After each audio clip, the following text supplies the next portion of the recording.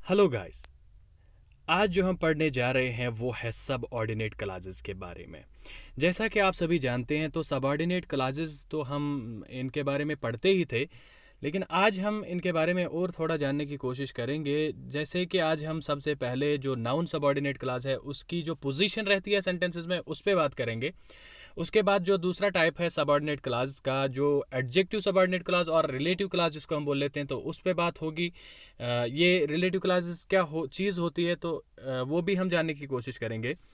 और उसके बाद हम लास्ट में देखेंगे जो ये रिलेटिव क्लासेस है इनका क्या यूजेज रहता है, तो कैसे इनको हम आइडेंटिफाई फिर बाद में कर पाएंगे इजीली एग्जाम्स में। क्योंकि गाइज मैंने आपको पहले ही बोला कि ये आपको क्लासेस जो है ना, इनमें से एक क्वेश्चन आपको आएगा एग्जाम्स में, डेफिनेटली आएगा, कि आपको ये क्लासेस आइडेंटिफाई करने होंगे गाइस। जैसे कि आपको वहाँ पे ऐसे दिया होगा, जो मैंने पहले भी आपको एक एग्जांपल दिया था। जैसे ऐसे होगा, I fear that I shall fail. तो गाइस वहाँ पे ऐसे दिया होगा कोई सेंटेंस आपको, तो फिर आपको बता दिया जाएगा कि आप क्या करें, आप इसमें से क्लास जो है ना आइडेंटिफाई करें, तो कौन सा वाला क्लास है। जैसे कि आप यहाँ से देखें ये कौन सा वाला सबऑर्डिनेट क्लास है, तो आई शैल दैट आई शैल फेल ये सबऑर्डिनेट क्लास है इसमें। ये आई फेयर जो है ये मेन क्लास है हमारा, तो दैट आई शैल फेल ये है हमारा क्या, सबऑर्डिनेट क्लास। अब आपको ये पूछा जाएगा एग्जाम्स में कि आप बताएं ये कौन सा वाला सबऑर्डिनेट क्लास है, क्या ये नाउन सबऑर्डिनेट क्लास है, क्या ये एडजेक्टिव सबऑर्डिनेट क्लास है, क्या ये एडवर्ब सबऑर्डिनेट क्लास है। तो ऐसे आपको एग्जाम्स में पूछा जाएगा। तो उसके लिए आपको क्या करना होगा गाइस, एक तो जो ऑलरेडी हम कंजक्शंस के बारे में जो हमने बात की है कि कैसे हम कंजक्शंस की बिना पर इनको पहचान सकते हैं कि क्या ये नाउन सबऑर्डिनेट है, एडजेक्टिव सबऑर्डिनेट है कि एडवर्ब सबऑर्डिनेट है। और दूसरी जो बात की थी हमने कि ये किस क्वेश्चन को आंसर देता है। अगर ये गाइस आंसर देता है क्वेश्चन व्हाट का, तो हम बोलेंगे कि ये नाउन सबऑर्डिनेट क्लास है। अगर ये आंसर देता है क्वेश्चन किसका, जैसे कि मान लो विच मैन, तो जैसे हमने बोला था विच मैन, तो ऐसे कोई चीज़ बोलेगा, एडिशनल इंफॉर्मेशन देगा सब्जेक्ट के बारे में, तो हम बोलेंगे कि एडजेक्टिव सबऑर्डिनेट क्लास है। तो इसी तरह एडवर्ब सबऑर्डिनेट क्लास, तो जो मॉडिफाई करता है एडवर्ब को, ठीक है ना, तो एडवर्ब का हमें काम देता है क्लास में, तो हम बोलेंगे कि एडवर्ब सबऑर्डिनेट क्लास है। तो सबसे पहले जो हम यहाँ पे बात करेंगे गाइज, हम करेंगे ये जो नाउन सबऑर्डिनेट क्लास है, इसको थोड़ा जूम करते हैं गाइज। नाउन सबऑर्डिनेट क्लास जो है हमारा, ये कौन सी जगह पे इस्तेमाल हो सकता है सेंटेंस में, तो उस पे हम बात करेंगे। क्योंकि उससे क्या होगा, उससे हमें थोड़ा सा जो है ना वो एक आइडिया सा जहन में आ जाएगा कि हम फिर इसको कैसे आइडेंटिफाई कर पाएंगे सेंटेंस में जाके। तो सबसे पहले अगर यहाँ पे देखेंगे हम गाइज, तो हमने एक एग्जांपल लिखा है यहाँ पे, he knows how his business will prosper. तो सबसे पहला काम जो है आपको कि आपको आइडेंटिफाई करना है कि इसमें से सबऑर्डिनेट कौन सा वाला है। तो पहले तो आप देखें इसमें से सबऑर्डिनेट वाला कौन सा है। तो अगर देखें यहाँ पे ही नोज जो है ये हमारा है मेन क्लॉज, और how his business will prosper ये है हमारा सबऑर्डिनेट क्लॉज। तो ये बात तो यहाँ पे जाहिर हो गई, ठीक है। अब हमें उसके बाद देखना है, जो एग्जाम्स में हमें पूछा जाएगा कि अब हमें देखना है कि ये कौन सा वाला क्लॉज है, नाउन है, एडजेक्टिव है कि एडवर्ब है। अब यहाँ पे आप अगर देखेंगे तो यहाँ पे ये किस क्वेश्चन का आंसर देता है, व्हाट क्वेश्चन का। जैसे ही नोज, अगर मैं आपको ऐसे क्वेश्चन यहाँ से पूछ लूँ, उसको पता है, भाई क्या पता है उसको, तो इस क्या क्या का मतलब इसका आंसर कौन देता है यहाँ पे, ये वाला क्लास देता है, how his business will prosper. तो ये how his business will prosper यहाँ पे बना नाउन सबऑर्डिनेट क्लास। इसका मतलब इसने नाउन का हमें काम दिया। इसका मतलब ये होता है कि यहाँ पे देखें आप, ये गाइज है ना, नाउन है मेन क्लॉज में, तो इस नाउन के बारे में इसने बताया, तो इस नाउन के बारे में इसने बताया, तो काम दिया किसका, इस नाउन का, मतलब इसके बदले हमने इस क्लॉज को यहाँ पे इस्तेमाल किया। तो इससे अभी क्या पता चला कि ये है नाउन सबऑर्डिनेट क्लॉज हमारा। लेकिन यहाँ पे देखें आप गाइज, तो किस पोजीशन पे है, क्योंकि अगर हम देखें जो सेंटेंस होता है हमारा वो एसवीओ ऑर्डर में होता है। जैसे पहले हमारा सेंटेंस में सब्जेक्ट होता है, फिर वर्ब होता है, फिर ऑब्जेक्ट होता है। हाँ ठीक है, ये कभी कभार चेंज भी हो जाती है, ये सीक्वेंस, ये स्ट्रक्चर, वो अलग सी बात है। लेकिन जो हम मेनली बात करते हैं, तो यहाँ पे हम बात करेंगे पहले तो सब्जेक्ट आएगा, फिर वर्ब आएगा, तो फिर उसके बाद ऑब्जेक्ट आएगा। अगर यहाँ पे हम गाइस देखें, तो यहाँ पे जो हमें दिख रहा है वो ये ही नोज, तो नोज जो है हमारा वर्ब है, नोज जो है हमारा वर्ब है। तो सब्जेक्ट है ही, नोज है हमारा वर्ब, उसके बाद अभी ऑब्जेक्ट की जरूरत है। तो अगर आप देखेंगे ना गाइस, तो इस वर्ब के पीछे ये ऑब्जेक्ट है। तो यहां ये नोज है वर्ब हमारा, इसके पीछे ये ऑब्जेक्टिव पोजीशन पे है ना, ये सारा का सारा ये क्लॉज है, how his business will prosper. तो हम ये बोलेंगे कि ये जो नाउन सबऑर्डिनेट क्लॉज है, इसकी क्या पोजीशन है, इसकी ये पोजीशन है कि ये इस्तेमाल होता है as an object of a verb. जैसे कि आपको यहां पे पता चला कि नोज है यहां पे वर्ब, तो यहां से यहां तक ये नाउन सबऑर्डिनेट क्लॉज है, तो इसकी ऑब्जेक्टिव पोजीशन पे आ गया है, हम बोलेंगे ऑब्जेक्ट ऑफ ए वर्ब इस्तेमाल होता है कौन, नाउन सबऑर्डिनेट क्लॉज। तो ये हमें फिर बाद में मदद करेगा आइडेंटिफाई करने में क्लॉजेस। तो इसी तरह अगर हम दूसरा यहां पे इसका दूसरी जो पोजीशन है इसकी, तो उस पे बात करें तो वो क्या है, ये इस्तेमाल हो सकता है, जो नाउन सबऑर्डिनेट क्लॉज है ये इस्तेमाल हो सकता है सब्जेक्ट ऑफ अ सेंटेंस। तो किसी सेंटेंस के पहले ही सब एज ए सब्जेक्ट उसमें इस्तेमाल हो सकता है ये नाउन सबऑर्डिनेट क्लॉज। जैसे कि आप एग्जांपल देख लें, that he got a medal surprised me. पहले आप आइडेंटिफाई कीजिए मेन क्लॉज कौन है, सरप्राइज्ड मी, तो ये हमारा है मेन क्लॉज, ठीक है ना। अब सबऑर्डिनेट क्लॉज है that he got a medal, ये हमारा सबऑर्डिनेट क्लॉज है। अब आपसे क्वेश्चन है, अब ये बताएं कि ये कौन सा वाला सबऑर्डिनेट, नाउन है, एडजेक्टिव है कि एडवर्ब है। भाई नाउन है, क्यों, तो सरप्राइज मी, मैं हैरान हुआ। व्हाट सरप्राइज मी, क्या सरप्राइज करता है मुझे। तो इसका क्वेश्चन इस क्वेश्चन का आंसर किसने दिया, अभी किसने दिया, इसने दिया, that he got a medal. तो इसने व्हाट क्वेश्चन का आंसर दिया, हम बोलेंगे नाउन सबऑर्डिनेट क्लॉज है। अभी तो ये बात जाहिर हो गई कि नाउन सबऑर्डिनेट क्लॉज है। लेकिन जो ये नाउन सबऑर्डिनेट क्लॉज यहां पे है, अगर देखें आप गाइस, तो एसवीओ ऑर्डर में अगर आप अभी देखेंगे तो यहां पे जो है ना, ये that he got a medal ये सब्जेक्टिव पोजीशन पे है। तो हम बोलेंगे कि ये जो नाउन सबऑर्डिनेट क्लॉज है ये इस्तेमाल हो सकता है as a subject of a sentence. तो सब्जेक्टिव पोजीशन पे भी ये आ सकता है कभी कभार।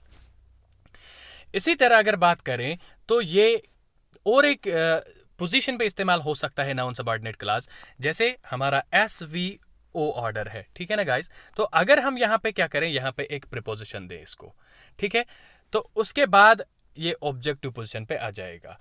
उस समय क्या बोलेंगे, जैसे पहले आपने बोला था यहां पे नोज के बाद यहां पे how his business will prosper, ये आ गया था वर्ब के बाद, तो हमने बोला था as an object of a verb. लेकिन अगर हम इससे पहले यहां पे प्रीपोजिशन देंगे और फिर इस सबऑर्डिनेट क्लॉज को लिखेंगे ऑब्जेक्टिव पोजीशन पे, तो उस समय ये कहलवाएगा कि ये इस समय क्या हुआ है, ऑब्जेक्ट ऑफ ए प्रीपोजिशन इस्तेमाल हुआ है, यानी ऑब्जेक्टिव पोजीशन पे। लेकिन किसके ऑब्जेक्टिव पोजीशन पे, प्रीपोजिशन पे, प्रीपोजिशन की। जैसे कि हम यहां पे देखेंगे, it all depends on what the council decides. It all depends on what the council decides. पहले आप एक काम करें, पहले मुझे बताएं सबऑर्डिनेट कौन है, मेन कौन है। तो यहां अगर देखें इट ऑल डिपेंड्स, तो मेन क्लॉज है हमारा। व्हाट द काउंसिल डिसाइड्स, तो ये वाला जो है हमारा क्या है, सबऑर्डिनेट क्लॉज है। तो गाइज आप अभी देखें, ये इट ऑल डिपेंड्स, ये सारा जो है डिपेंड करता है। अगर मैं क्वेश्चन पूछ लूं डिपेंड्स ऑन व्हाट, तो किस पे डिपेंड करता है, क्या डिपेंड करता है, तो इसका आंसर किसने अभी दिया, अभी दिया इसने, व्हाट द काउंसिल डिसाइड्स। तो हम बोलेंगे नाउन सबऑर्डिनेट क्लॉज है। लेकिन कहां पे है, किस पोजीशन पे है, तो देखेंगे गाइज इट ऑल डिपेंड्स, तो ये तो है सब्जेक्ट हमारा इट ऑल डिपेंड्स, ठीक है। उसके बाद है हमारा डिपेंड्स, तो है हमारा वर्ब, सब्जेक्ट है इट यहां पे, तो डिपेंड्स है हमारा वर्ब। उसके बाद प्रीपोजिशन ऑन, तो हम तो जानते हैं ऑन तो प्रीपोजिशन है, तो प्रीपोजिशन के बाद, प्रीपोजिशन जो ऑन है हमारा यहां पे, उसके बाद हमने इस subordinate clause what the council decides को इस्तेमाल किया है। लेकिन वो कहां पे है, ऑब्जेक्टिव पोजीशन पे यहां पे आ गया। तो हम बोलेंगे कि जो नाउन सबऑर्डिनेट क्लॉज है वो इस्तेमाल हो सकता है as an object of a preposition. तो ऑब्जेक्ट ऑफ अ प्रीपोजिशन भी ये इस्तेमाल हो सकता है गाइस। तो तीन पोजीशन पे इस्तेमाल हो सकता है नाउन सबऑर्डिनेट क्लॉज। एक तो हो सकता है ऑब्जेक्ट ऑफ अ वर्ब, दूसरा हो सकता है सब्जेक्ट ऑफ अ सेंटेंस, तीसरा हो सकता है ऑब्जेक्ट ऑफ अ प्रीपोजिशन। तो ये तीन पोजीशंस है नाउन सबऑर्डिनेट क्लॉज की। इससे हमें मदद मिलेगी फिर क्लॉज को आइडेंटिफाई करने में, जो हम एक्सरसाइज में देखेंगे बाद में। तो दूसरा जो हमें यहाँ पे इसका टाइप है वो सबऑर्डिनेट क्लास का है, एडजेक्टिव सबऑर्डिनेट क्लास, और जिसको हम बोलते हैं रिलेटिव क्लास भी बोलते हैं। आपको पता ही है गाइस, तो ये क्या करेगा, ये एडजेक्टिव सबऑर्डिनेट क्लास किसका काम देगा, एडजेक्टिव का काम देगा। उसका मतलब क्या हुआ, ये आपको आंसर देगा किसका, विच मैन का, तो कौन सा इंसान, इसका आंसर देगा। उसका मतलब क्या हुआ, ये आपको एडिशनल इंफॉर्मेशन देगा सब्जेक्ट के बारे में। तो एडिशनल इंफॉर्मेशन देता है सब्जेक्ट के बारे में, कौन सा, एडजेक्टिव और रिलेटिव क्लास जिसको हम बोल लेते हैं। तो इसको रिलेटिव क्लास क्यों बोलेंगे और इसका क्या यूजेज रहेगा, तो इस पे अभी हम दूसरे स्लाइड में बात करेंगे गाइस। तो यहां पे हम देखेंगे, हम आ जाएंगे रिलेटिव क्लासेस और एडजेक्टिव क्लासेस जिनको हम बोल लेते हैं। थोड़ा सा जूम करते हैं। तो रिलेटिव प्रोनाउन, यहां पे मैंने एक टर्म लिखी है, हम तो बात कर रहे हैं अभी रिलेटिव क्लासेस की, लेकिन मैंने जो यहां पे लिखी है टर्म रिलेटिव प्रोनाउन, तो इसका मतलब इसके साथ कोई ना कोई तो रिलेशनशिप होगा। तो अगर हम रिलेटिव क्लासेस को देखें तो ये कौन से क्लासेस होते हैं जिनमें रिलेटिव प्रोनाउन का इस्तेमाल किया होता है। एडजेक्टिव क्लासेस हैं, इन्हीं को एडजेक्टिव क्लासेस बोलते हैं और इन्हीं को रिलेटिव क्लासेस भी बोलते हैं। क्यों बोलते हैं एडजेक्टिव क्लासेस, बिकॉज ये वर्क देते हैं किसका, एडजेक्टिव का। और रिलेटिव क्लासेस क्यों बोलते हैं, बिकॉज इनमें क्या होता है, रिलेटिव प्रोनाउन का इस्तेमाल होता है। अब ये सबसे पहले हमें समझना है कि रिलेटिव प्रोनाउन कैसे इनमें इस्तेमाल होता होगा और रिलेटिव क्लासेस कैसे बनेंगे। फिर देखिए गाइस, ये जो रिलेटिव प्रोनाउन होता है इसकी दो फंक्शंस होती है, टू फंक्शंस होते हैं। एक क्या होता है, अगर यहां पे आप देखें, मैंने लिखा है सीता इज अ गर्ल, यहां पे है सीता इज अ गर्ल, ये हमारा एक सेंटेंस है। दूसरा है सीता स्टूड फर्स्ट। तो दो सेंटेंसेस मैंने यहां पे लिए हैं गाइस, एक है सीता इज अ गर्ल, ये देखें आप, दूसरा है सीता स्टूड फर्स्ट। अगर मैं क्या करूं, अगर मैं इन दोनों को क्या करूं, कंबाइन कर लो, अगर मैं इन दोनों को लिंक करूं, अगर मैं इन दोनों को कनेक्ट करूं, इन दोनों सेंटेंसेस को, तो कौन सा सेंटेंस निकल के आता है, तो मेरा जो सेंटेंस निकल के आता है वो ये यहां, Sita is a girl who stood first. तो ये तो थे दो सेंटेंसेस, दो क्लासेस थे, दो सेंटेंसेस थे, लेकिन मैंने यहां पे क्या करा, यहां पे दो क्लासेस फिर से रहे लेकिन सेंटेंस मैंने एक ही बनाया। तो क्या किया मैंने, सिंपल सी बात है, मैंने यहां पे हु यहां पे इस्तेमाल किया। तो क्या निकल के आया, Sita is a girl who stood first. तो मैंने क्या किया, हु का इस्तेमाल किया। तो ये हु जो है ये रिलेटिव प्रोनाउन है। अब इसने क्या किया, दो काम किए यहां पे, देखिए ये चीज समझ लेनी है, रिलेटिव प्रोनाउन किसको बोलते हैं। तो दो काम देता है हमें, एक तो कनेक्ट करता है दो क्लासेस को, जैसे आपने देखा सीता इज ए गर्ल ये हमारा एक क्लास था, सीता स्टूड फर्स्ट ये हमारा दूसरा क्लास था। ये दो क्लासेस या दो सेंटेंसेस को क्या करेगा, ज्वाइन करेगा। इस हिसाब से ये क्या बना, फिर उस वर्ड को हम क्या बोलते हैं, जो दो क्लासेस, दो फ्रेजेस, दो सेंटेंसेस, दो वर्ड्स को ज्वाइन करता है, उसको क्या बोलते हैं, तो उसको बोलते हैं कंजक्शन। तो फिर क्या बनता है, ये खुद कंजक्शन, तो बना एज अ कंजक्शन। ये हुआ एक काम, क्योंकि ये हमें क्या करता है, दो क्लासेस, दो सेंटेंसेस को लिंक करके देता है, तो ये बन गया यहां पे कंजक्शन। ठीक है, अब दूसरा काम क्या है, अगर आप देखेंगे गाइस, तो यहां पे जो ये सीता, दूसरा काम देखिए, ये सीता जो है ये सब्जेक्ट है पहले सेंटेंस में, यहां पे ये सीता है, दूसरे सब्जेक्ट में भी ये क्या है, ये सब दूसरे सेंटेंस में भी यहां पे सब्जेक्ट है। लेकिन अगर यहां पे देखेंगे तो पहले क्लास में यहां सीता आ गया, एक ही बार आ गया, तो यहां इस वाले सीता के बदले में, इस वाले सीता के बदले में यहां पे क्या आ गया, हु आ गया।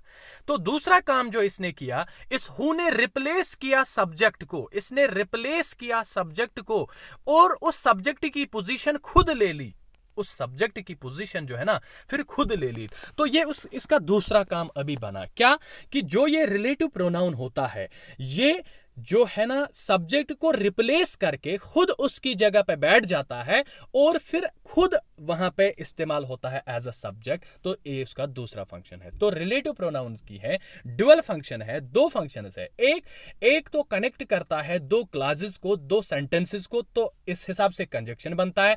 दूसरा ये जो है ना सब्जेक्ट को रिप्लेस करता है और खुद जाके उस सब्जेक्ट की पोजीशन पे आ जाता है, तो सर्व होता है एज अ सब्जेक्ट। तो दो फंक्शंस निकल के आई, ये तो हुआ रिलेटिव प्रोनाउन। तो रिलेटिव क्लास फिर किसको बोलते हैं, तो रिलेटिव क्लास उसी क्लास को फिर बोलेंगे जिसके साथ ये रिलेटिव प्रोनाउन लिंक्ड होगा, ये रिलेटिव प्रोनाउन जिसके साथ लिंक्ड होगा। अगर देखेंगे यहां पे guys, Sita is a girl who stood first, ये वाला एक क्लास है यहां तक, ये वाला एक क्लास है यहां तक, ठीक है ना गाइस। अब अगर देखेंगे तो ये रिलेटिव प्रोनाउन हु किसके साथ लिंक्ड है, हु स्टूड फर्स्ट क्लास के साथ, तो ये हम बोलेंगे कि ये वाला अभी निकल के आया रिलेटिव क्लास। तो रिलेटिव क्लास किसको बोलेंगे गाइस, तो रिलेटिव क्लास उसको बोलेंगे जिसके साथ रिलेटिव प्रोनाउन लिंक्ड है, और वही रिलेटिव क्लास का आपका क्या होगा, एडजेक्टिव सबऑर्डिनेट क्लास होगा गाइस। देखें कैसे, अगर आप यहां पे देखें सीता इज अ गर्ल, तो कौन सी गर्ल, तो ये तो उसी क्वेश्चन का आंसर हुआ ना, विच मैन, या उसमें मैन ही तो खाली नहीं है ना, गर्ल भी तो आ सकता है ना, विच मैन, विच वोमन, तो कौन सी लड़की है, सीता इज अ गर्ल, ये वो लड़की है। हु स्टूड फर्स्ट, जो क्या आई है, फर्स्ट आई है, तो इसके बारे में इसने कहा, तो यहां पे एडिशनल इंफॉर्मेशन सीता के बारे में दी, इसी हिसाब से इसको बोलेंगे एडजेक्टिव सबऑर्डिनेट क्लास है, तो इसी को रिलेटिव क्लास भी बोल लेते हैं। और एक चीज है यहां पे जो ये रिलेटिव प्रोनाउन है ना गाइज, इसके आगे जो वर्ड होता है, जैसे आपको दिख रहा है Sita is a girl, Sita is a girl, उसके बाद हमने रिलेटिव प्रोनाउन हु का इस्तेमाल किया था, तो इस हु के पहले कौन सा वर्ड है, गर्ल, तो इस रिलेटिव प्रोनाउन से आगे जो वर्ड इस्तेमाल होता है उसको बोलते हैं गाइज एंटीसीडेंट। क्या बोलते हैं, एंटीसीडेंट। तो एंटीसीडेंट किसको बोलते हैं, समथिंग दैट गोज बिफोर, जो रिलेटिव प्रोनाउन के पहले आता है, रिलेटिव प्रोनाउन से पहले आता है, उसको बोलते हैं एंटीसीडेंट। तो ये तो एग्जाम में नहीं पूछा जाएगा, लेकिन जानकारी के लिए। अब हम बात करेंगे जो ये रिलेटिव क्लास है इसकी क्या टाइप्स रहती हैं, इसकी कौन कौन सी टाइप है। अगर हम रिलेटिव क्लासेस को देखेंगे, ये दो तरह के होते हैं। जो सबऑर्डिनेट क्लास है, एडजेक्टिव सबऑर्डिनेट क्लास, उसकी दो टाइप्स फिर से हैं अभी। कौन कौन सा, एक तो है डिफाइनिंग रिलेटिव क्लास, एक है नॉन डिफाइनिंग रिलेटिव क्लास। एक है डिफाइनिंग रिलेटिव क्लास, एक नॉन डिफाइनिंग। अब डिफाइनिंग रिलेटिव क्लास क्या मतलब होता है, जैसे देखें आप, ये वो क्लास होता है जिसके बिना सेंटेंस जो है ना गाइस वो अधूरा होगा, उसकी मीनिंग ही नहीं होगी, तो इसीलिए बोला जाता है डिफाइनिंग रिलेटिव क्लास। तो जिसके बगैर सेंटेंस इनकम्प्लीट होगा मीनिंग के लिहाज से, उसको बोलेंगे डिफाइनिंग रिलेटिव क्लास। तो गाइस यहां पे आप समझने की कोशिश कीजिएगा, ही इज द मैन, ये हमारा मेन क्लास है। Whose son is a doctor, ये हमारा है सबऑर्डिनेट क्लास, ये हमारा है सबऑर्डिनेट क्लास। अगर गाइज हम देखें he is the man, ये वो इंसान है, क्या ये आपको क्वेश्चन, इस क्वेश्चन का आंसर देता है विच मैन का। अगर मैं खाली इतना लिखूं he is the man, तो ये whose son is a doctor अगर मैं ना लिखूं तो क्या निकल के आता, he is the man। तो क्या ये आपको इस क्वेश्चन का आंसर देता है विच मैन, नहीं देता है। तो इसका मतलब इस क्वेश्चन का आंसर देने के लिए हमें यहां से कोई ना कोई क्लास इसको देना होगा। जैसे मैंने अभी दिया है whose son is a doctor, इसका मतलब इस whose son is a doctor, इससे इस क्वेश्चन का आंसर अभी हमें मिला, हाँ ये वो इंसान है, ये वो बंदा है जिसका बेटा जो है ना डॉक्टर है। तो इस वाले ने इसके बारे में क्या दी, इस क्वेश्चन का आंसर दिया विच मैन का, इसके बारे में एडिशनल क्या किया, इसको डिफाइन किया, यहां पे डिफाइन किया।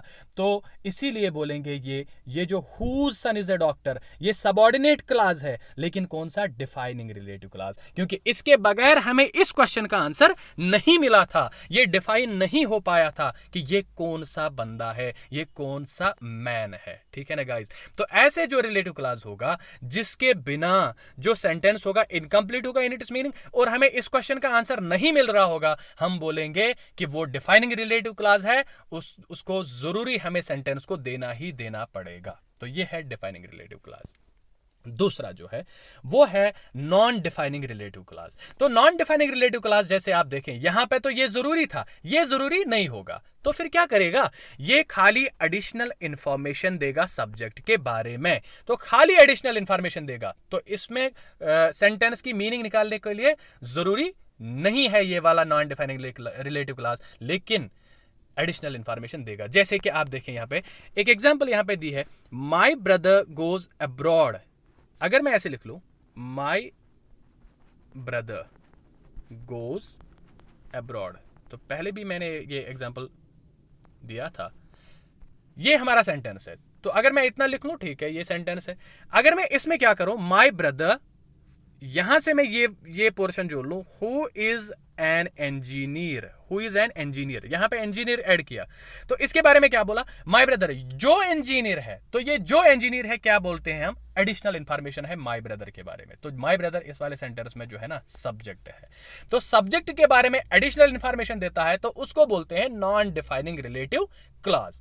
तो नॉन डिफाइनिंग रिलेटिव क्लॉज अभी फिर क्या करता है, खाली सब्जेक्ट के बारे में है, एडिशनल इंफॉर्मेशन देता है, और सेंटेंस की मीनिंग निकालने के लिए ये जरूरी नहीं रहता, और इसीलिए है ना गाइस, इस नॉन डिफाइनिंग रिलेटिव क्लॉज को हमेशा कॉमास में रखा जाता है। जैसे यहां पे है माय ब्रदर, ये देखिए आप, who is an engineer goes abroad, तो ये है who is an engineer, non defining relative clause है। लेकिन कौन सा वाला क्लॉज है, एडजेक्टिव, तो नॉन डिफाइनिंग रिलेटिव क्लॉज है, तो क्योंकि यहां पे भी ये उसी क्वेश्चन का आंसर देता है, विच मैन, माय ब्रदर, हाँ कौन सा, ये ब्रदर जो है ना, कोई आदमी तो है ना, विच ब्रदर, ठीक है, तो हु इज एन इंजीनियर, हाँ जो इंजीनियर है, तो इसका क्वेश्चन का आंसर इस हु इज एन इंजीनियर ने दिया, हम बोलेंगे एडजेक्टिव सबऑर्डिनेट क्लॉज है गाइस। तो ये दो टाइप्स है रिलेटिव क्लॉज की, एक तो है डिफाइनिंग रिलेटिव क्लॉज, एक तो है नॉन डिफाइनिंग रिलेटिव क्लॉज। तो अब गाइस, अब हम देखेंगे, अगर मैंने यहां पे क्या किया था, अगर मैंने लिखा था सीता इज अ गर्ल, फिर लिखा सीता स्टूड फर्स्ट, मैंने जब कंबाइन किया तो मैंने लिखा Sita is a girl who stood first, तो मैंने ये हु ही क्यों लिखा, मैंने कोई और रिलेटिव प्रोनाउन क्यों नहीं लाया, मैंने कोई और कंजक्शन क्यों नहीं लाया, तो हु क्यों इस्तेमाल यहां पे किया, तो वो चीज हमें जान लेनी है, क्योंकि इससे फिर मदद होगी ना क्लास को आइडेंटिफाई करने में गाइस, तो इससे मदद होगी क्लास को आइडेंटिफाई करने में, तो उस चीज को हम देखेंगे। देखिए गाइस, यहां पे हम देखेंगे जो ये रिलेटिव क्लॉजेस है, क्योंकि अब ये बनते हैं किससे, रिलेटिव प्रोनाउन से, तो रिलेटिव प्रोनाउन जो ही हम देंगे किसी क्लॉज को वो बन जाएगा रिलेटिव क्लॉज, उसका मतलब वो बन जाएगा एडजेक्टिव सबऑर्डिनेट क्लॉज, क्योंकि उसी को तो रिलेटिव क्लॉज बोलते हैं ना गाइस। तो जैसे यहां पे मैं एग्जांपल से समझ लेने की कोशिश करेंगे, ही इज द मैन, ये वो आदमी है, whose son is a doctor, तो अगर मैं पूछ लूं यहां पे हुज इस्तेमाल किया है, तो क्यों इस्तेमाल किया है, ये तो बात है। इसी तरह Sita is a girl who stood first, तो हु क्यों इस्तेमाल किया है, यहां पे कोई और रिलेटिव प्रोनाउन इस्तेमाल क्या हो सकता था, वो चीज हमें जाननी है गाइस। तो उसके लिए क्या होगा, उसके लिए हमें यूजेज ऑफ रिलेटिव प्रोनाउन जरूर इसको समझना पड़ेगा। तो सबसे पहले इसमें है ना जो यूजेज ऑफ रिलेटिव प्रोनाउंस है, सबसे पहले ये चीज समझनी होगी कि अगर कभी कॉन्सेप्ट ऑफ ह्यूमन बीइंग आया, यानी हमें एग्जाम्स में ऐसे क्वेश्चन दिया गया है जिसमें ह्यूमन बीइंग के बारे में बात की गई हो, जैसे अगर वहां पे ऐसे हो Sita is a girl who stood first, who stood first, तो इसमें जो है सीता है ना, ये तो ह्यूमन बीइंग है, तो ह्यूमन बीइंग का कॉन्सेप्ट होगा, उसके साथ हु का इस्तेमाल होगा हमेशा, मोस्ट अप्रोप्रिएट इसके साथ हु है, दैट भी हो सकता है, वो हम बाद में देखेंगे, लेकिन मोस्ट अप्रोप्रिएट क्या है, हु का इसके साथ इस्तेमाल करना। तो गाइज ये आपको फिलर की सूरत में भी दिया जा सकता है, ऐसे यहां पे रिलेटिव प्रोनाउन कौन सा आएगा ऐसे भी पूछा जा सकता है, और क्लॉज आइडेंटिफिकेशन में भी दिया जा सकता है, तो दोनों तरीके हैं इसको एग्जाम्स में पूछने के, तो याद रखिएगा। तो अगर कॉन्सेप्ट ऑफ ह्यूमन बीइंग है तो वहां पे जाके हु का इस्तेमाल कीजिएगा, ठीक है ना गाइस, ऐसे दिया होगा सीता इज अ गर्ल, तो यहां पे हु आएगा, क्यों, क्योंकि सीता तो ह्यूमन बीइंग है, ठीक है ना। अब देखिए गाइस, ये सीता इज अ गर्ल, ये है हमारा main class, who stood first ये है हमारा सबऑर्डिनेट क्लास, लेकिन कौन सा वाला है, डिफाइनिंग है कि नॉन डिफाइनिंग है, गाइस ये डिफाइनिंग रिलेटिव क्लॉज है, क्योंकि इसके बगैर तो इस क्वेश्चन का फिर आंसर ही नहीं हमें आ रहा था, तो ये डिफाइनिंग रिलेटिव क्लॉज है। लेकिन कौन सा वाला है, नाउन सबऑर्डिनेट क्लॉज है कि एडजेक्टिव सबऑर्डिनेट क्लॉज है, तो गाइस आप देखें यहाँ पे कौन सा है, एडजेक्टिव सबऑर्डिनेट क्लॉज है, क्योंकि ये किसके बारे में बात कर रहा है, सीता के बारे में एडिशनल इंफॉर्मेशन दे रहा है, तो डिफाइन कर रहा है इसको, तो ठीक है ना, तो हम बोलेंगे कि ये है एडजेक्टिव सबऑर्डिनेट क्लॉज यहां पे, तो ऐसे जाके हम आइडेंटिफाई कर पाएंगे। तो दूसरा जो है, अगर हमें कॉन्सेप्ट ऑफ पोसेशन दिखाना हो, यानी कोई चीज किसी के साथ पोसेस होती है, which thing belongs to home, तो उसको बोलते हैं पोसेशन, तो किसके साथ बिलोंग होती है। जैसे अगर एग्जाम्पल में थोड़ा सा जूम करेंगे पहले, तो जूम करते हुए तो यहां पे देखेंगे गाइस, अगर ये पोसेशन आ गई तो तब हमें क्या इस्तेमाल करना है, तो तब तो जाहिर सी बात है यहां पे दिख ही रहा है हुज का इस्तेमाल करना है। जैसे मान लो आपको एग्जाम्स में ऐसे दिया गया है, आई हैव अ फ्रेंड, तो यहाँ पे क्या आ जाएगा, यहाँ पे आ जाएगा whose house is very beautiful, क्योंकि ये हाउस जो है ना, ये पोसेस हो रहा है किसके साथ, ये मेरे फ्रेंड के साथ पोसेस हो रहा है। तो पोसेशन दिखाने के लिए जो रिलेटिव प्रोनाउन इस्तेमाल होता है वो है हुज। तो इस हुज का यहाँ पे इस्तेमाल किया, तो ये वाला जो हमारा बन गया यहाँ से यहाँ तक, ये हमारा बन गया रिलेटिव क्लॉज, क्योंकि इसके साथ रिलेटिव प्रोनाउन हुज का हमने अभी इस्तेमाल किया। अब डिफाइनिंग बना कि नॉन डिफाइनिंग, तो डिफाइनिंग रिलेटिव क्लॉज है यहाँ पे, क्योंकि इसके बगैर तो इस क्वेश्चन का आंसर ही नहीं आ रहा था कि कौन सा वाला फ्रेंड है। ठीक है, तो डिफाइनिंग रिलेटिव क्लॉज है। अब नाउन सबऑर्डिनेट क्लॉज है कि एडजेक्टिव, ऑब्वियसली तो ये जब रिलेटिव क्लॉज है तो एडजेक्टिव सबऑर्डिनेट क्लॉज ही है ना गाइस, तो ये बात तो समझ लो। तो यहाँ पे जो है एडजेक्टिव सबऑर्डिनेट क्लॉज ही है।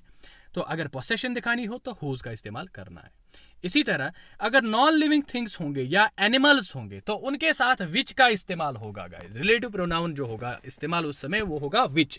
जैसे कि एक एग्जांपल यहाँ पे है, the Commonwealth Games which were held in Delhi were a great success. तो यहाँ से यहाँ तक the Commonwealth Games which were held in Delhi were a great success. तो कौन सा वाला इस्तेमाल किया, क्योंकि यहाँ पे बात की गई है किन के साथ, गेम्स की बात की गई है गाइज, तो ये थोड़ी ना कोई लिविंग चीज है, तो नॉन लिविंग है, तो यहाँ पे हम क्या करेंगे, विच का इस्तेमाल करेंगे। लेकिन ये विच का इस्तेमाल जब किया, विच वेयर हेल्ड इन दिल्ली, तो यहां से यहां तक क्या बना गाइस, हमारा रिलेटिव क्लॉज बना। लेकिन कौन सा, डिफाइनिंग के नॉन डिफाइनिंग। यहां पे कामा दिखा, यहां पे कामा दिखा, तो मैंने तो पहले ही बोला कि non defining relative clause are always kept कहां पे, तो वो दो कामाज के बीच में रखे जाते हैं। तो ये वाला जो है हमारा क्या है, नॉन डिफाइनिंग रिलेटिव क्लॉज, क्योंकि इसी को तो कामाज में लिखा जाता है। एडिशनल इंफॉर्मेशन देगा सब्जेक्ट के बारे में, कॉमनवेल्थ गेम्स के बारे में additional information they, the Commonwealth games.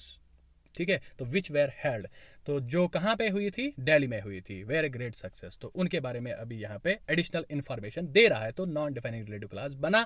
और ये चीज इससे भी जाहिर हुई क्योंकि इसके साथ कामाज का इस्तेमाल हुआ है। तो इसको नॉन डिफाइनिंग रिलेटिव क्लॉज को क्या करना होता है, कामाज के बीच में रखना पड़ता है। तो ये जो है अभी which were held in Delhi non defining relative clause है, लेकिन कौन सा है, नाउन है, एडवर्ब है कि एडजेक्टिव। ऑब्वियसली जब रिलेटिव क्लॉज है तो एडजेक्टिव सबऑर्डिनेट क्लॉज है, तो यहां से तो इजीली आइडेंटिफाई हो रहा है अभी, तो एडजेक्टिव सबऑर्डिनेट क्लॉज है गाइस। इसी तरह बात करेंगे तो एनिमल्स के साथ भी तो विच का इस्तेमाल होता है ना गाइस। द हॉर्स, यहां पे the horse which was wounded carried its master to a safety. तो वो घोड़ा जो क्या हुआ था, जख्मी हुआ था, तो उसके बारे में एडिशनल इन्फॉर्मेशन, वो घोड़ा जो जख्मी हुआ था, विच वाज वोंडेड, तो नॉन डिफाइनिंग रिलेटिव क्लॉज है गाइस, तो क्या हुआ, एडजेक्टिव सबऑर्डिनेट क्लॉज है। The horse which was wounded carried its master to a safety, तो the horse carried its master to a safety है हमारा बना main clause, which was wounded हमारा बना सबऑर्डिनेट क्लॉज, लेकिन कौन सा, एडजेक्टिव सबऑर्डिनेट क्लॉज बना हमारा। ठीक है ना गाइस, तो अभी आगे चलते हैं गाइस। तो चौथा जो है, अगर आप देखेंगे जो दैट है हमारा, दैट इस्तेमाल होता है रिलेटिव प्रोनाउन किसके साथ, ये लोगों के साथ भी इस्तेमाल होगा, ह्यूमन बींग्स के साथ भी, और जो चीजें हैं उनके साथ भी। जैसे कि यहाँ, इसीलिए अगर यहाँ से Sita is a girl who stood first है, इसके साथ ये भी आ सकता था Sita is a girl that stood first, तो ये भी आ सकता था Sita is a girl that stood first. लेकिन मोस्ट अप्रोप्रिएट, इसीलिए मैंने बोला था हु है, क्योंकि कॉन्सेप्ट ऑफ ह्यूमन बीइंग है। लेकिन कभी कभार दैट भी आ सकता है, क्योंकि दैट जो है ना रिलेटिव प्रोनाउन, वो पीपल के साथ भी इस्तेमाल होता है और थिंग्स के साथ भी इस्तेमाल होता है। अभी देखेंगे गाइस एग्जाम्पल में, जैसे द बस। और एक बात यहाँ पे याद रखें कि नॉन लिविंग थिंग्स के साथ दैट का भी इस्तेमाल होगा और विच का भी, दोनों, जहां पे दैट आएगा वहां पे विच भी आ सकता है। ठीक है, द बस, दैट या विच, तो दोनों में से एक, कोई भी आप लगा लें तो ठीक होगा, दोनों ही। The bus that goes to Srinagar runs every hour, तो यहां पे देखिए guys, the bus that goes to Srinagar, ये वाला है ना, that goes to Srinagar runs every hour, तो ये हमारा सबऑर्डिनेट क्लॉज है गाइस, द बस। ठीक है, तो कौन सी वाली बस है ना, तो उसका आंसर किसने दिया, that which goes to Srinagar. ठीक है, तो ये हमारा सबऑर्डिनेट क्लॉज यहाँ पे बन के आ गया ऑब्वियसली गाइज। तो कौन सा क्लॉज है यहाँ पे, अभी आप यहाँ से यहाँ तक देखिए, द बस जो है ये हमारा है, the bus runs every hour main clause है, और that which goes to Srinagar ये हमारा है सब ऑर्डिनेट क्लॉज इस वाले में। और देखें तो यहाँ पे किसके साथ इस्तेमाल हुआ है, बस के साथ, क्योंकि ये नॉन लिविंग थिंग है, तो नॉन लिविंग थिंग होगा, दैट भी इस्तेमाल होता है और विच भी इस्तेमाल होता है। इसी तरह अगर देखेंगे ये चीजों के साथ भी इस्तेमाल होता है, दिस इज द ब्रश, तो ये वो ब्रश है दैट जिमी यूज्ड, जो जिमी ने यूज किया है। तो ये ब्रश क्या है, कोई चीज है, इसीलिए तो दैट इस्तेमाल किया है इसके साथ। तो चीजों के साथ भी इस्तेमाल होता है और लोगों के साथ भी इस्तेमाल होता है। तो दिस इज द ब्रश, ये हमारा मेन क्लास है। दैट जिमी यूज्ड, ये हमारा क्या है, सब ऑर्डिनेट क्लास है। तो यहाँ पे जो दैट का इस्तेमाल हुआ वो किसके साथ हुआ, वो थिंग्स के साथ इस्तेमाल हुआ। इसी तरह अगर गाइज आपको क्या हुआ, कॉन्सेप्ट ऑफ प्लेस आ गया कहीं पे, कॉन्सेप्ट ऑफ प्लेस आ गया, तो वहां पे क्या होगा गाइज, वहां पे आप वेयर का इस्तेमाल कीजिएगा, वेयर का इस्तेमाल कीजिएगा। जैसे this is the place where we stayed last year, तो ये वो जगह है जहां हम क्या किए थे, जहां हम पिछले साल बैठे थे। तो जगह आ गई तो यहां से वेयर आ गया। This is the place main clause आ गया, where we stayed last year ये हमारा क्या आ गया, सब ऑर्डिनेट क्लास आ गया हमारा। ठीक है ना गाइज, तो कॉन्सेप्ट ऑफ प्लेस आ गया तो वेयर आ गया। तो ये तो इस रिलेटिव प्रोनाउन से यहां तक रिलेटिव क्लास फिर बन गया बाद में। तो बात करेंगे यहाँ पे, जो अगर देखें यहाँ पे गाइस, तो हमने क्या किया था, Sita is a girl, Sita stood first. तो दोनों में हमने क्या किया था, सीता इज अ गर्ल, तो दूसरे सेंटेंस में सीता स्टूड फर्स्ट, ये दूसरा सेंटेंस था। तो हमने क्या करा था, हमने ये सब्जेक्ट रिप्लेस किया था। लेकिन अगर हमें ऑब्जेक्ट को रिप्लेस करना पड़ा कभी कभार, यहां पे तो हु का इस्तेमाल किया था क्योंकि सब्जेक्ट रिप्लेस किया था, लेकिन कभी कभार अगर हमें हु क्या करना पड़ा, ऑब्जेक्ट को रिप्लेस करना पड़ा गाइस, तो वहां पे हम क्या करें, तो ऑब्जेक्ट को अगर रिप्लेस करना पड़ा तो वहां पे होम का इस्तेमाल कीजिएगा गाइस, होम का इस्तेमाल कीजिएगा। जैसे he invited the boys home he invited did not come, तो यहां पे क्या हुआ है, असल में तो ये सेंटेंस जो है ना ऐसे है, he invited the boys, he invited the boys, फिर यहाँ पे the boys did not come, he invited the boys did not come. फिर उसी का एक सेंटेंस इसने बनाया, the boys home he invited did not come. तो ये वाला जो है इसमें क्या किया है, इस ऑब्जेक्ट को रिप्लेस किया है। वहां पे हमने सीता को रिप्लेस किया था लेकिन वो इस सब्जेक्ट पोजीशन पे था, लेकिन यहां पे क्या करेंगे, ये द बॉयज यहां पे भी है, यहां पे भी, यहां पे ये सब्जेक्ट है और यहां पे ये ऑब्जेक्ट है। तो इस वाले सिचुएशन में हम क्या करेंगे, यहां पे इस द बॉयज को निकालेंगे, इसको ये ऑब्जेक्टिव पोजीशन से निकालकर हम सब्जेक्टिव पोजीशन पे लाएंगे। तो क्या आ गया, the boys home he invited, the boys home he invited. तो हमने रिप्लेस क्या करा, ऑब्जेक्ट रिप्लेस करा। तो जब ऑब्जेक्ट को रिप्लेस करना होगा तो उस समय होम का इस्तेमाल होगा, the boys home he invited did not come. तो home, the boys home he invited did not come बना हमारे पास। तो ये जो है ना, the boys home he invited, तो ये होम ही इनवाइटेड जो है ये हमारा क्या है, सब ऑर्डिनेट क्लास है। द बॉयज डिड नॉट कम जो है वो मेन क्लास है। तो ये क्या था, अगर हमने रिप्लेस किया था ऑब्जेक्ट को, तो ऐसे भी आपको देखना होगा। तो इसी तरह अगर आपका कॉन्सेप्ट ऑफ टाइम होगा तो टाइम के साथ जो है ना वो व्हेन का इस्तेमाल कीजिएगा गाइस। जैसे कि आपको दिया होगा, it was 10 o'clock at night when we reached home. तो टाइम के बारे में कहा गया है इस क्वेश्चन में, इस सेंटेंस में। तो यहाँ से क्या आ जाएगा, व्हेन का इस्तेमाल आ जाएगा। व्हेन वी रीच्ड होम, तो ये सबऑर्डिनेट क्लास बना हमारा। It was 10 o'clock at night, तो ये हमारा क्या बना, मेन क्लास। तो ये सारे के सारे जो है एडजेक्टिव सबऑर्डिनेट क्लासेस में आते हैं गाइज, और रिलेटिव क्लासेस भी इन्हीं को बोलते हैं। तो ये था गाइज, कैसे हम रिलेटिव क्लासेस को बना पाएंगे और फिर कैसे इनको हम आइडेंटिफाई करने की कोशिश करेंगे गाइज। तो आज जो हमने पढ़ा, तो थोड़ी सी हम इसकी जो है ना रिवीजन इसका कर लेते हैं गाइज। तो आज हमने देखा सबसे पहले सबऑर्डिनेट क्लासेस की टाइप्स जो है, noun subordinate class, adjective subordinate class और एडवर्ब सबऑर्डिनेट क्लास। इसके बारे में तो अभी बोला ही नहीं, एडवर्ब सबऑर्डिनेट क्लास के बारे में कुछ, लेकिन हमने देखा कि नाउन सबऑर्डिनेट क्लास जो है ये इस्तेमाल हो सकता है 3 पोजीशंस पे, object of a verb, subject of a sentence और ऑब्जेक्ट ऑफ ए प्रीपोजिशन। उसके बाद हमने बात की एडजेक्टिव की क्लास की और रिलेटिव क्लास जिनको बोलते हैं। तो रिलेटिव क्लासेस कैसे ये बन पाते हैं और उनकी क्या टाइप्स रहती हैं इन एडजेक्टिव सबऑर्डिनेट क्लास की, तो वो हमने देखा, डिफाइनिंग और नॉन डिफाइनिंग यहाँ पे। और उसके बाद हमने यूजेज देखा रिलेटिव क्लासेस का, कि रिलेटिव क्लासेस कैसे, किस रिलेटिव प्रोनाउन से किस रिलेटिव प्रोनाउन को हमें कहाँ पे इस्तेमाल करना है और फिर हम उसको कैसे आइडेंटिफाई कर पाएंगे, वो हमने यहाँ पे एग्जांपल्स में थोड़ा सा जानने की कोशिश की। तो होप गाइस कि इस वीडियो को आप बहुत ही एंजॉय करेंगे गाइस। तो कोई बात नहीं, हम आगे भी इन क्लासेस के बारे में और जानने की कोशिश करेंगे ताकि हमें ईजीली हम आइडेंटिफाई कर पाएँ किनको क्लासेस को क्वेश्चंस में जो हमें एग्जाम्स में आने वाले हैं। तो ऐसे ही आपको क्लास आइडेंटिफाई करने होंगे कि कौन सा वाला क्लास है, नाउन है, एडजेक्टिव सबऑर्डिनेट क्लास है कि एडवर्ब सबऑर्डिनेट क्लास है। तो गाइज आज की वीडियो में इतना ही। तो बाय गाइज।